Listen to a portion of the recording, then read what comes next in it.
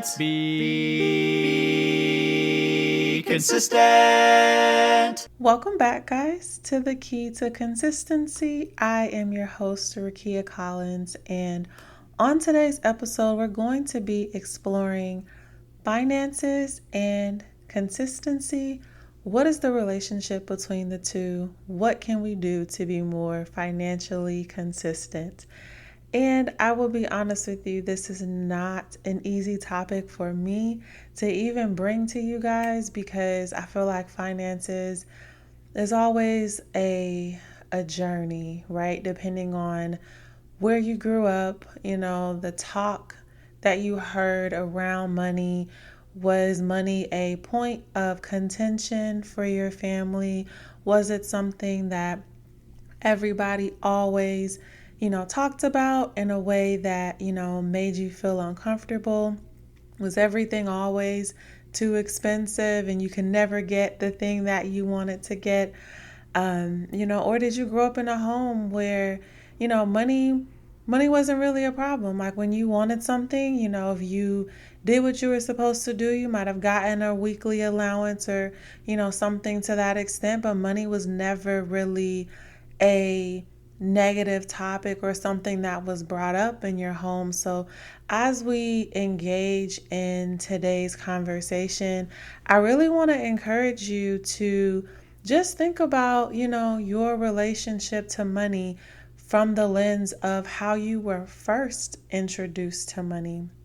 Because I think oftentimes we don't realize that the way that we look at the world, the way that we see things, current state, has a lot to do with the first time we were introduced to something. So it might have been, when you were, they say, between 0 and 7, those are our most impressionable ages. And those are the ages that we really begin to shape our relationship with the world. So just kind of take some time to, as we get into today's discussion, just think about your relationship with money and kind of what does that look like, right?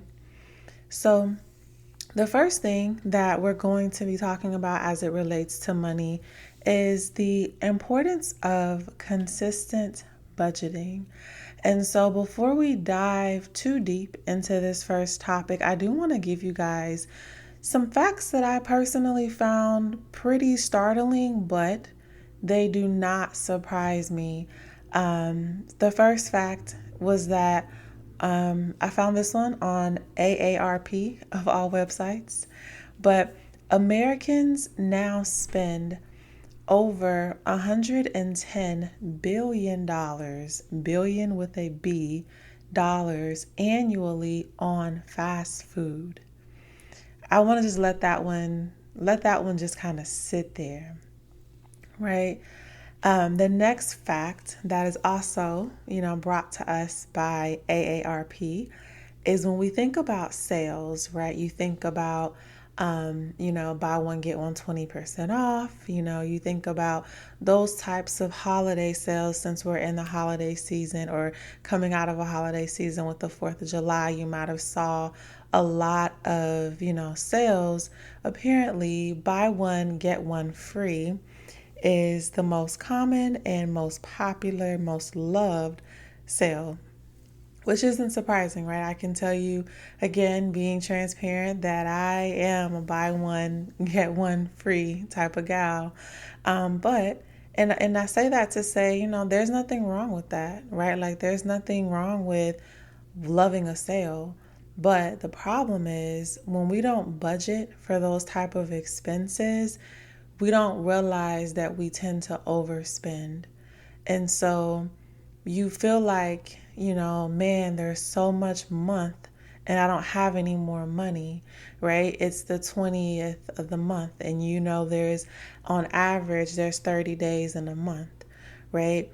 And if you are always running short of money around the 20th of the month, just some areas I would encourage you to think about is, number one, given that apparently as Americans we spend over $100 billion a year in fast food, how often are you eating out compared to, how often you eat at home? When you think about sales, do you just sporadically go and shop and get stuff because they're on sale, but you don't necessarily have a need for those things, right? And so I do want to say that I am not here to antagonize, to, poke the bear, if you will, but just really want you guys today, specifically as we're talking through these items, just to kind of think about, where you stand. Do you have a consistent budget? Like, do you budget consistently? Are you an inconsistent budgeter? I will say, I'm pretty inconsistent with my budget, right? I don't think that I do as good of a job as I probably should when it comes down to money and budgeting specifically. I know that there are a lot, and I do mean a lot, of tools out there. You have your handy dandy Excel if all else fails. We have apps out here as well that help us manage our money, help us categorize things and prioritize things. But I would encourage you, especially if, you are someone who is trying to, whether you're digging yourself out of a debt hole or if you are, trying to strive and reach a certain goal, no matter where you are, if you're somewhere in between, if you're trying to do both, right? We are all on this journey of being consistent together. And as a first step today, I would encourage you to not even start budgeting. And I know that sounds so crazy, but although we're talking about budgeting, I would encourage you to think through your relationship with money. How often do you check your checking account, right? Do you feel a level of fear when it comes down to you looking at your banking app and seeing how much money is in your account? Right? Because there's no way we can start budgeting if you have a interesting or confrontational or an aloof stance as it relates to your money, right? Like, you have to be comfortable with looking at it and being able to say, okay, this is how much money goes in my account, whether you have multiple sources of income, whether it is just you and you have a 9 to 5, whatever your financial situation is.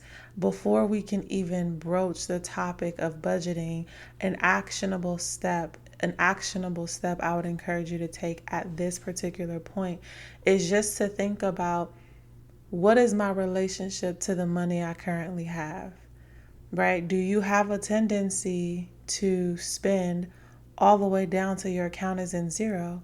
Or do you look at the number 1,000 and you just see zero? Do you look at a higher number and see zero, right? Like, what is your relationship like with money?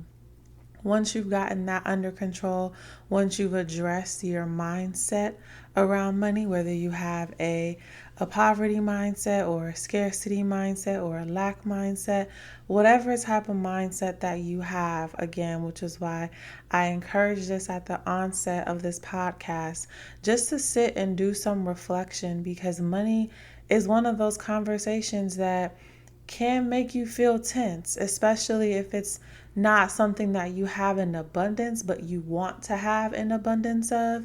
I would definitely encourage you, before you start budgeting, before you download the apps, before you create your financial goal, before you do any of that. All of that is so very important, but it doesn't mean anything if you're not going to stick to it. And we have to understand where the trepidation lies and why you may not stick to it. A lot of it comes down to the relationship that you have with money. So I would encourage you, first and foremost, to look at that relationship, right? What is that relationship like with money? Once you've gotten a basis of what your relationship is like with money, then from there, I would encourage you to start budgeting, whether you, again, go very old school and you go to Excel, or if you want to download an app, and you want to kind of do your budget that way, most banking apps, do have some type of in-app experience where they will, preliminarily or for you, like categorize your money for you based on, health and wellness or beauty or food, right? So I would encourage you first to even look at your current banking app and see kind of what they offer out of the box, just to kind of give you a starting point. Because if you're swiping your card, those transactions have to go to your bank, right? And some of them do a great job of just kind of categorizing things for us and allowing that budgeting to be a lot less fearful, and a lot more informational as well. Today's episode is brought to you by the merch shop at thekeytoconsistency.com. I would encourage you to visit our merch shop to see if there's anything that piques your interest. One of the easiest ways to be consistent is to be visually reminded that you are on a mission. You are going to be consistent. So whether you pick up a phone case or you pick up a t-shirt, we have something for you. Again, that is www.thekeytoconsistency.com. And I hope you enjoy the rest of this episode. Awesome, guys. So our next topic that we're going to be addressing today around money is going to be consistent saving. And so similar to our first topic of budgeting, I do want to open up consistent saving with just some facts I found while doing my research. So I believe the company or the website is called GitNux, GITNUX. They say 60% of Americans don't have a budget, 33% of them have nothing saved for retirement, and 78% of Americans live paycheck to paycheck. Those are some very, very alarming facts. And again, while we are being consistent, we understand that consistency has to do with vulnerability. So I will tell you guys a little snippet of my story, and why, finances is something that, while I'm not currently the best at, I would say I'm a lot better at it than I was in the past.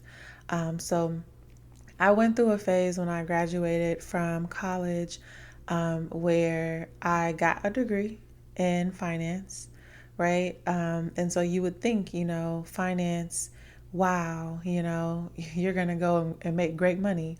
Well, that was not me. I graduated with my degree in finance and ended up working at Six Flags, making $10 an hour with a full bachelor's degree, right? And so it was during that particular phase in my life where I would say I became very adverse to money, right? Because I felt like there was never enough to go around. It took someone who I love very dearly, who was my boyfriend at the time, who ironically also had a finance degree, but took a different path and ended up going to New York and worked for a investment bank. So you can imagine having that type of relationship with someone where you're making $10 an hour, this person's working on Wall Street and they're making six figures. You can just imagine the dichotomy of a type of relationship like that. And so, a lot of that really, I think, contributed to the way that I viewed money, fresh out of college. And it really wasn't until I had begun, I got a better job, and then I got a better job, and then my jobs that I got just, kept getting better and better until I, ended up at the role I'm at now in project management. But it really was, for me, eye-opening, because during that time when I was going a little bit back and forth with money and didn't really have the best relationship with it, he was the first person to ask me about my relationship with money, because he, felt like he was, seeing me do certain things. And it was just like, like, and of course, again, when we talk about money, that's not an easy topic to bring up, especially with someone that you love and someone that you're close to. So it took him a lot to, even broach that topic with me, and me being defensive, not wanting to admit the truth. I'm like, what are you talking about? I don't have any, like, I what? Like, who are you to tell me? And you begin to feel like you have to defend yourself. But that really was just my pride talking. And I didn't want to realize that I did have a very, shifty and very shaky relationship with money. And so hopefully, telling you guys that story, you don't feel bad for being where you are, wherever you are with your relationship to money. We all have to go through things in our lives to allow us to be able to be the people that we want to be. And so from, having that conversation with him, that's really how I got into our second topic of, consistent saving. From that experience, now a portion of my check immediately goes to my savings account, right? And I, again, am kind of in a midway point of my financial journey at this point. So I have a couple of savings accounts. What I like to call as like my real quote unquote savings account, that one is in a different bank, a bit further away, not further away by location, but further away by effort. Meaning, because I have that account, I know it'll take anywhere from 2 to 3 business days for me to get money out of that account. And that's a helpful blocker for me, because it's like when I need money from that account, I have to really, really think, do you really need this money? And for me, again, I'm not saying everybody needs that. Some people, you're totally fine having your savings account and your checking account all kind of saved up in one. But for me, it was the ability to have that real savings account a little ways away. And then I do also have what I like to call a smaller or readily available savings account that is automatically connected to my checking account in case I ever need some, additional funds for whatever reason. I don't have to wait a couple of days in order to get something. But, those are, hopefully that's a strategy that you guys can adopt as well, where you may have a bank that's further away from you, and then you have one that's connected to your regular checking account. And I would also encourage that when we think about, higher yield savings accounts, if you've never heard of them, I'd recommend kind of doing a quick Google search on, what is a high yield savings account and what banks offer that, and being able to find a bank that you're comfortable with, being able to open that up for you as your official savings account, if you will, just so you can have, options. If you don't already, I'd recommend, as you're prioritizing in your budget out a savings, even if it is nothing but $5 in that month, right? Like, the power of starting small. And I know, guys, I'm probably going to say this all throughout our time together. As long as you're listening to this podcast, I'm probably going to continue to preach about starting small, even if you have to start with $5, because we're not focusing on the amount, we're focusing on building a muscle. And in order to build a muscle, especially if you go to the gym, you're going to start with the 2.5 pound weight, or the 5 pound weight, or the 10 pound weight. But as you begin to get stronger, as you go to the gym more and more often, next thing you know, you're up to 50 pounds, you're up to 60 pounds, because you've begun to build that muscle over time. And so the same thing with finances, right? I would encourage you to start where you are with what you have, because that whole idea of, well, I'll wait to do it, or I'll wait for tomorrow, trust me, it's not going to happen. And better yet, I'd recommend you setting that up to be an automatic draft. Like, even if you say, I'm just going to send $5 to this account, right?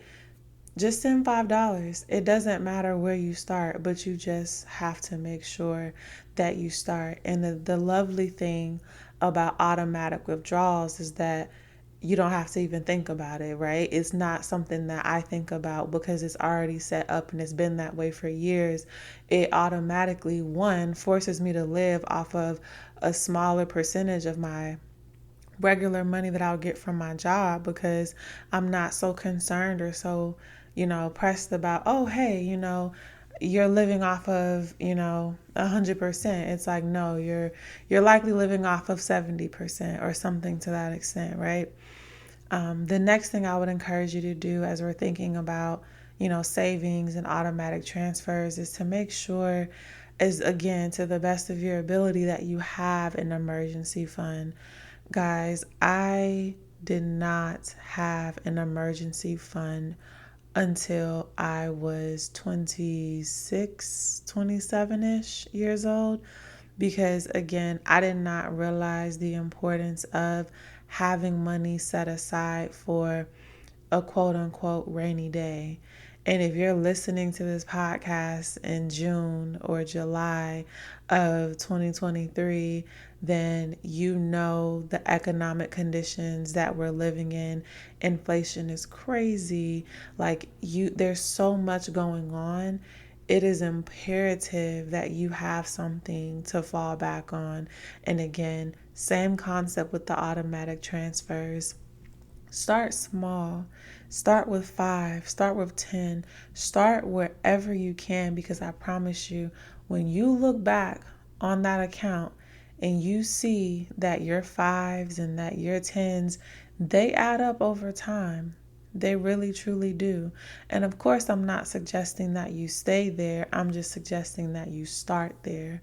Because once you start there, you begin to build a muscle to say, I can no longer live off of 100% of my money. So if I used to get, Starbucks or fast food, a meal at, let's say, Chick-fil-A, if you get like a number one or something like that, I think that's like, $10, $12. Start by just saying, I'm not going to eat out. I'm going to save that money, right? And I'm going to cook at home, and the money I would spend on fast food, I'm going to put that into a savings account, right? So that way you're not only saving money, you're probably doing something great for your health as well, right? So that's a double benefit for that particular area of your life. But outside of, again, automatic transfers, emergency funds, guys, we have to save for retirement. We have to have retirement accounts. Like, even if you, have a job and they have you set up for a 401k, that's probably the easiest way to get started. But I would encourage you even to go beyond that, to go beyond your job, to look into setting up, your own 401k, like setting up a Roth IRA. Like, there's so many different options that you can use to make sure that you are saving for your future. And I know it's probably counterintuitive because we live in a society where it's everything has to be done right now. If it's not done right now, I don't want it. But we have to slowly get out of that mindset, especially listening to this podcast. Because if you're going to live the life that you truly, truly want for yourself and for those that you love, it cannot be about instant gratification. So, the last major topic that I want us to address during our time together is going to be thinking about debt management. This has a lot to do with instant gratification. I know that with social media and the way the world is spinning, it's like everybody seems to have everything right now. But I'm telling you, We don't know what those people did to get what they have. And that can be a good thing or a bad thing, right? Someone could have really worked hard for 5, 6, 7 years to get where they are. And then someone could have done something illegal to get where they are, right? And so I would encourage you, one, not to compare yourself to anyone else in terms of their journey, in terms of their stuff, in terms of what they have. None of that stuff matters, because if you're chasing the things and you don't have any value or any roots connected to why you want the thing that you want, other than, oh, everyone seems to have it, so I'm just going to go get it, you'll find that not only will you tend to overspend, again, going back to budgeting, you are probably going to go into your savings to get something that you likely won't even be leveraging in the next year or two. And that's ultimately just going to put you in a worse financial position years down the line.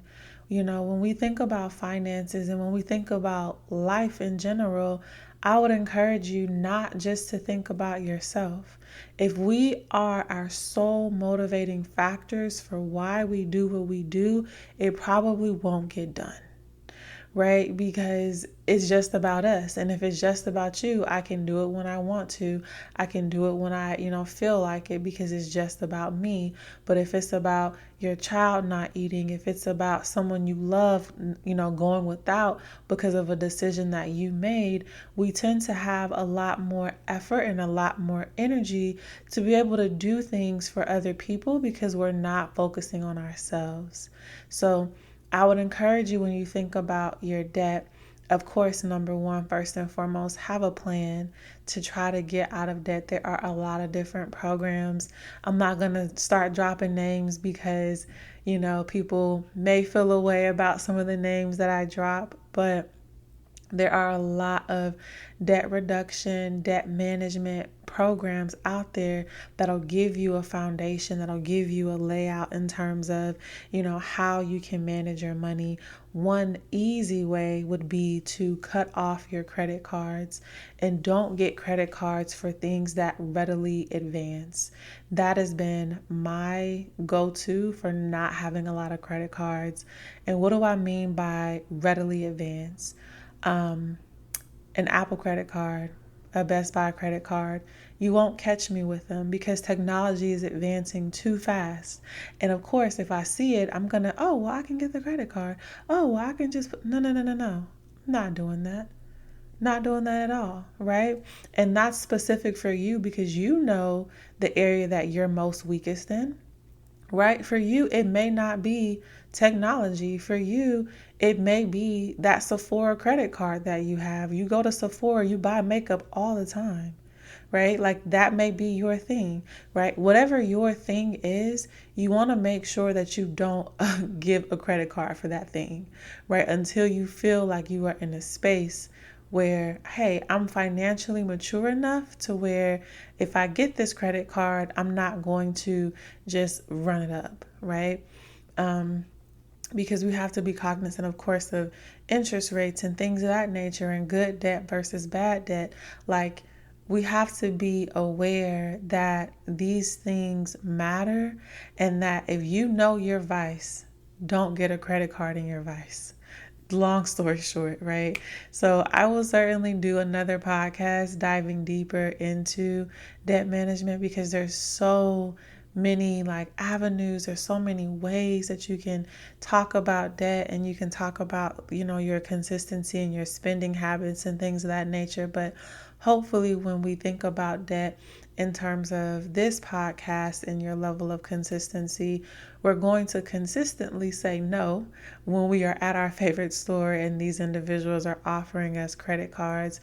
We are not going to, this is going to be tough for me to say, but we are not going to extend our credit to our loved ones because that is an easy way to get into debt because that's not your debt. You are taking on debt for someone else, and that's not always a great thing. That within and of itself is a whole different podcast. So I will leave our debt management area there for now. Final action items when we think about debt management, of course, creating a financial plan, including in that overall financial plan, what is your plan for budgeting? What is your plan for saving? What is your plan for debt management? And really being consistent with these areas, checking in on, hey, how am I doing? Am I consistently keeping track of how much I'm spending in these areas? Or, was I just hype after listening to the podcast and I was like, oh, I'm going to go start my budget.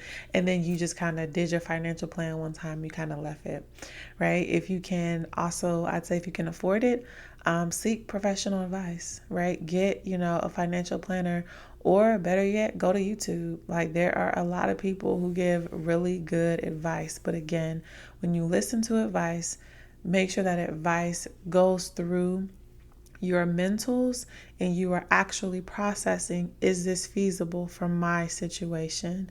Don't just take advice and just say, hey, everyone's doing this, so let me just do this. It may not be cut to the continuity of your situation. And lastly, we want to just remember to consistently and regularly review and adjust our plan as needed, right? Like, there's no such thing as a one size fits all, especially when it comes to budgeting and finance and the world that we live in today. So we just really want to make sure that we are always regularly reviewing and adjusting our plan as needed. Awesome, guys. So hopefully you found today's episode helpful. You found that, there are some things that you can actually take into account that will make your financial life a lot easier. The last thing, of course, that I always want to leave you with is a Bible verse. So the Bible verse that we're going to speak on today is going to come from Proverbs 21, verse 20. And it's a very short, sweet, simple one. It says, "A wise man saves for the future." Guys, so just making sure that we're saving for our future, that we are making decisions with our future in mind. And as long as we do that consistently, we are going to be okay. So hopefully you guys learned something from this episode as it related to your finances and how we can be more consistent in those finances. Remember, guys, that consistency breeds mastery and transforms the ordinary into the extraordinary. And until next time, bye, guys. Thank you so much for listening to today's episode of The Key to Consistency. Wherever you are listening to this podcast, it would mean everything to me if you could rate it, review it, reach out to me on Instagram. Would love your feedback, would love to hear anything you like, anything you don't like. Please feel free to share this episode with someone that you think could benefit from it. And until next time, bye, guys.